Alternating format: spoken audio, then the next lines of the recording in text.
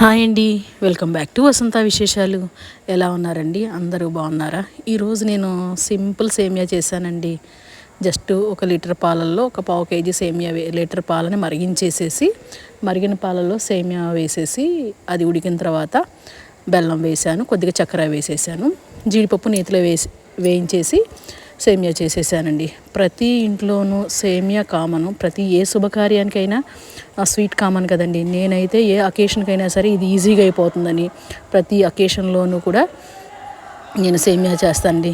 పిల్లల ఎగ్జామ్స్కి వెళ్ళే ముందు వాళ్ళకి 2 స్పూన్లు తినిపించడానికి కానీ, ఏదైనా మంచి జరిగితే వెంటనే ఒక పావు గంటలో అయిపోయే స్వీట్ అండి ఇది.